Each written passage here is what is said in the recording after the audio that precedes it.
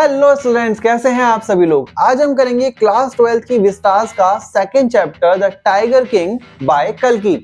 So hello and welcome you all to our channel. बिना देरी किए जल्दी से इसे स्टार्ट करते हैं।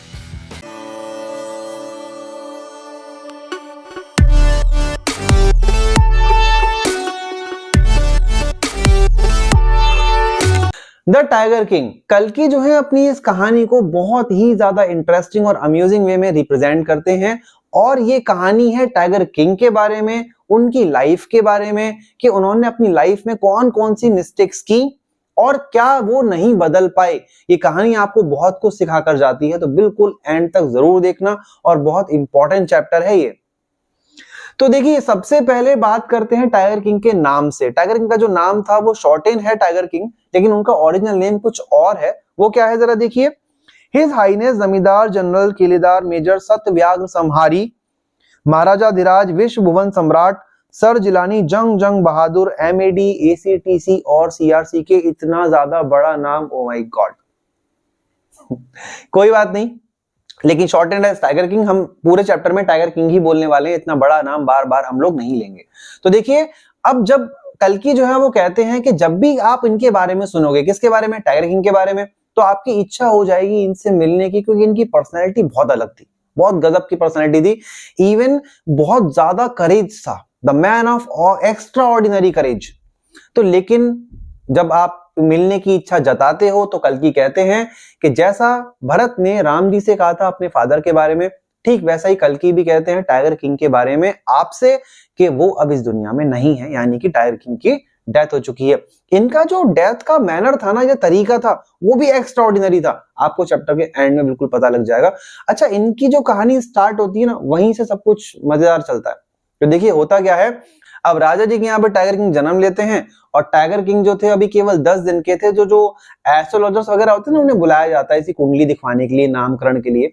तो जो एस्ट्रोलॉजर्स थे वो कहते हैं कि वाह क्या कुंडली है, यानी आज तक ऐसा नहीं देखा, ये जो राजकुमार है ये बड़ा होके वॉरियर्स और वॉरियर्स, चैंपियंस और चैंपियंस बनेगा। लेकिन वो रुक जाते हैं जब उनसे इंसिस्ट किया जाता है कि प्लीज बताइए, कुछ बताइए, आगे बताइए। तब वो कहते हैं ये बच्चा एक दिन मर जाएगा। अब जो राजकुमार था, जो अभी 10 दिन का था, एक मिरेकल होता है।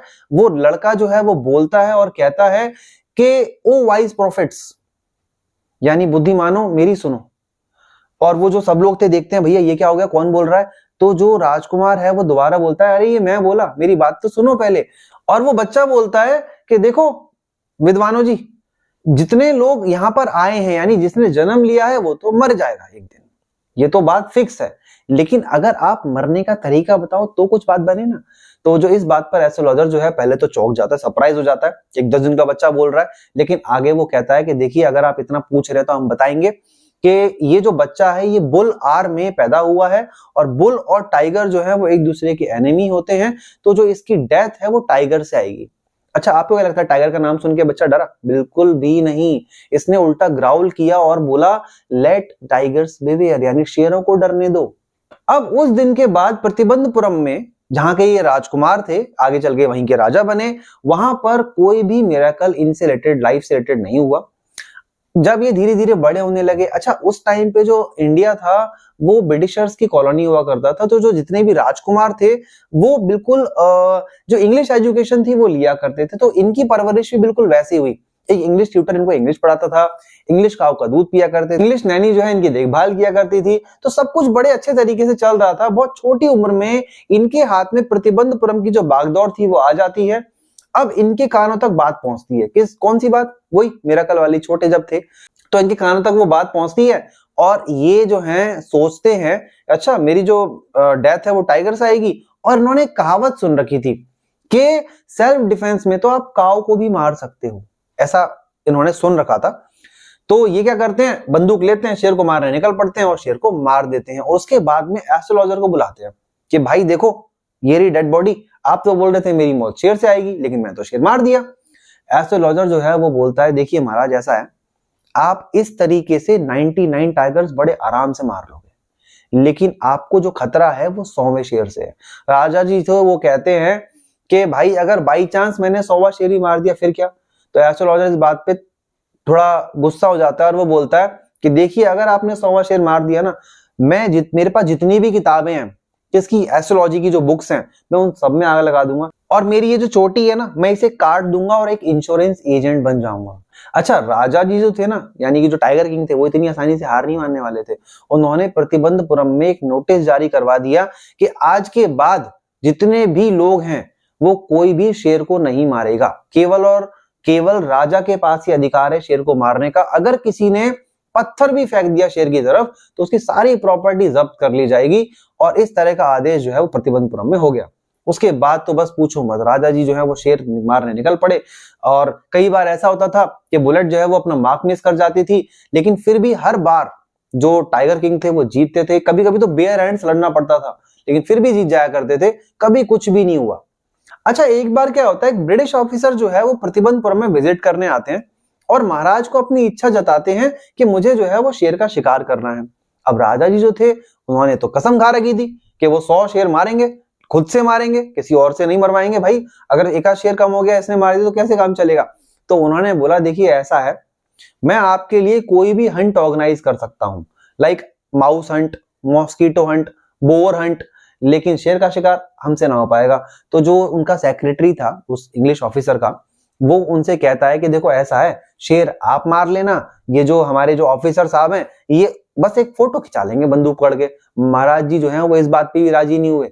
उसके बाद में होता ये है कि भाई अब अंग्रेजों का राज चल रहा है, एक इंग्लिश ऑफिसर की जो आपने जो इच्छा थी उसको मना कर दिया, तो वो तो आपका जो राज्य है वो चला जाएगा। तो इस बात पे वो बहस होती है दीवान जी और उनमें, और इस बात का निष्कर्ष निकालते हैं क्या करके, वो मंगाते हैं ब्रिटिश ज्वेलर्स कलकत्ता से कुछ अंगूठियां। उन्होंने बोला डायमंड रिंग भेज दीजिए। करीब 50 डायमंड रिंग्स जो है वो आती हैं, और वो पूरा लॉट उस इंग्लिश ऑफिसर की वाइफ को भेज देते हैं। उन्हें लगा वो एक दो पिक करेगी, बाकी सारे के सारे भेज देगी। लेकिन बदले में क्या लेटर आता है, थैंक यू लेटर वहां से लिख के आता है कि thank you for the gifts. और इसके बदले क्या होता है, वहां से 3 दिन बाद जो है बिल आता है 3 लाख ऑफ रुपीज का। अब जो महाराज थे वो खुश थे, हालांकि उन्होंने 3 लाख ऑफ रुपीज गवा दिए, लेकिन उन्होंने अपना राज्य जो है वो बचा लिया। अब महाराज का जो टाइगर हंट था ना वो सक्सेसफुली चल रहा था। करीब 10 सालों में वो 70 टाइगर्स को मार देते हैं। उसके बाद में उनके सामने एक अनफोर्सीन हर्डल जो है वो क्रिएट हो जाता है, और वो क्या था कि टाइगर पॉपुलेशन प्रतिबंधपुरम में हो गई खत्म। अब उसके बाद शेर मिलके दे नहीं रहे थे वहां पे, तो राजा जी जो है वो दीवान को बुलाते हैं और दीवान को ऐसे बंदूक दिखाते हुए बोलते हैं कि देखो दीवान जी, इस बंदूक से भी 30 शेर मारने और रह गए हैं, अब बताओ किसको मारूं। तो वो दीवान जी जो है वो डर जाते हैं, बोलते हैं अरे मैं शेर नहीं हूं महाराज, मुझे मत आप गोली मार दीजिएगा। तो राजा जी जो है इस बात पे हंस जाते हैं और बोलते हैं कि आप शेर नहीं हो मुझे पता है, लेकिन मुझे शादी करनी है। तो दीवान जी बोलते हैं आप मुझसे कैसे शादी कर सकते हो। महाराज इस बात पे भी हंसते हैं, बोलते हैं अरे आपसे कौन शादी कर रहा है, आप पहले तो ये पता लगाओ कि प्रतिबंधपुरम के आसपास जो राज्य हैं उनमें सबसे ज्यादा टाइगर पॉपुलेशन किसमें है, और उसके बाद आप ये पता लगाइए कि वहां पर रॉयल फैमिली में कोई लड़की है जिससे मैं शादी कर सकूं। अगर ऐसा करेंगे तो बेटर है। और दीवान जी जो है वो राजा के ऑर्डर को फॉलो करते हैं और ऐसी लड़की मिल जाती है। उसके बाद क्या था, जब भी राजा जी ससुराल जाते थे 3-4 शेर मार दिया करते थे। इस तरीके से धीरे धीरे जो टैली थी राजा की वो 99 तक पहुंच जाती है, और अब बारी आती है 100 टाइगर की। अब हुआ ये कि उनके फादर इन लॉ जो थे ना, उनके किंगडम में भी टाइगर जो थे वो खत्म हो गए, सारे मार दिए। अब 100 टाइगर जो था वो मिलना बाकी रह गया था। अब महाराज की जो एंजाइटी थी ना वो बिल्कुल टॉप पे थी, बस वो एक शेर और मार दें काम खत्म। फिर वो बिल्कुल फ्री थे, जो उन्होंने शपथ ली थी वो बिल्कुल उससे फ्री हो जाते और पूरा ध्यान देते अपने राजकाज में। लेकिन अब होता यह है कि 100वां शेर जो है वो मिलकर नहीं देता। अच्छा, इसी बीच आसपास के जो पहाड़ी जो गांव थे वहां से एक खबर आती है कि वहां पे जो शीप्स थी वो गायब हो रही थी। शुरू में तो शक किसी और पे जाता है, लेकिन बाद में राजा को पूरा यकीन था कि ये काम टाइगर का ही है। वो फटाफट से क्या करते हैं, खुश हो जाते हैं बहुत ज्यादा, और जो विलेजर्स थे उनको टैक्स जो है वो फ्री कर देते हैं कि आपका टैक्स माफ, और निकल पड़ते हैं कहां पे, जंगल में शेर का शिकार करने के लिए। लेकिन जब शेर हो तो मिले। वहां पर दिन बीतते चले जाते हैं, और जैसे जैसे दिन बीतते जाते हैं राजा का जो गुस्सा था वो बहुत ज्यादा टॉप पे चला जा रहा था। इवन कई सारे लोगों ने अपनी नौकरी जो थी वो खो दी। इवन राजा ने गुस्से में जो लैंड टैक्स जो कम किया था कई सालों का, इवन उसने डबल कर दिया। उन्होंने बोला डबल कर दो, इन लोगों ने गलत इंफॉर्मेशन दी है। अब दीवान जी जो थे वो बहुत ज्यादा इस बात से कन्विंस थे कि अगर राजा को शेर नहीं मिला तो रिजल्ट जो थे वो बहुत ज्यादा खतरनाक होंगे। तो वो क्या करते हैं, एक जू से यानी पीपल्स पार्क मद्रास, वहां से एक शेर मंगाते हैं, जू वाला शेर, ज्यादा खतरनाक नहीं था, और वो उसे अपने घर पे लाके रखते हैं। और रात के टाइम वो और उनकी वाइफ दोनों कार को खुद ड्राइव करके उस शेर को जंगल तक लेके जाते हैं और वहां पर उसको ले जाके छोड़ देते हैं। अब नेक्स्ट डे जब शेर जो है राजा के सामने आ जाता है और बिल्कुल ऐसे आता है जैसे कि महाराज मेरे लिए क्या आज्ञा है। अब राजा जो थे वो खुश हो जाते हैं, बस वो एम लेते हैं बंदूक से और तुरंत शूट करते हैं और जो शेर जो है वहीं गिर जाता है और बहुत खुश हो जाते हैं और अपने जो हंटर्स थे उनके साथ में उनसे बोलते हैं कि इसको लेकर प्रतिबंधपुरम आ जाओ। अब जो उनके हंटर्स थे जब शेर को पास से देखने जाते हैं तो वो देखते हैं कि जो शेर है वो मरा नहीं है, राजा का जो निशाना था वो मिस हो गया और शेर जो है वो बेहोश हो गया था क्योंकि वो बूढ़ा था। तो अब हंटर जो थे वो परेशान हो जाते हैं, बोलते हैं क्या करें भाई, अगर राजा को बता देंगे तो ये तो गड़बड़ हो जाएगी। तो उनमें से एक हंटर जो है वो थोड़ी दूरी पर जाकर उस शेर को दोबारा शूट करता है और वो इस बार शेर जो है वो मर जाता है। शेर को वहां पर लेके आया जाता है प्रतिबंधपुरम में, उसका एक टॉम जो है वो बनवाया जाता है और इस तरीके से राजा ने अपने 100 शेर मार दिए थे। अच्छा, इतने टाइम से टाइगर हंटिंग की वजह से उन्होंने अपने जो बेटे थे उन पे ज्यादा ध्यान नहीं दिया। तो अब जो है राजकुमार का 3rd बर्थडे था।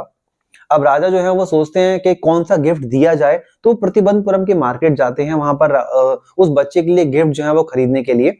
और वहां पर बहुत देखने के बाद उन्हें पसंद भी क्या आता है, एक वुडन टाइगर। अच्छा, वुडन टाइगर की जो कॉस्ट थी ना बहुत कम थी, तो शॉपकीपर जो है वो डर जाता है। अब शॉपकीपर बोलता है अगर मैं राजा को इतना कम दाम बताऊंगा तो मुझे सजा हो जाएगी इमरजेंसी के रेट्स के चक्कर में। तो वो क्या करता है, वो बहुत ज्यादा रेट जो है वो हाई बोलता है और राजा जी जो है उसको खरीद लाते हैं। अच्छा, पूरे दिन जो राजकुमार और टाइगर किंग जो थे वो दोनों उस वुडन टाइगर के साथ खेलते हैं। जो वुडन टाइगर था वो किसी अनस्किल्ड कारपेंटर ने कार्व किया था। उसके जो नीचे का जो हिस्सा था उसमें बहुत छोटे छोटे स्लीवर्स थे। स्लीवर्स मतलब लकड़ी के ऐसे फांस हो जाती है ना, नीडल टाइप्स, वो थे उसके ऊपर। और उनमें से एक स्लीवर राजा के हाथ में चुभ जाती है।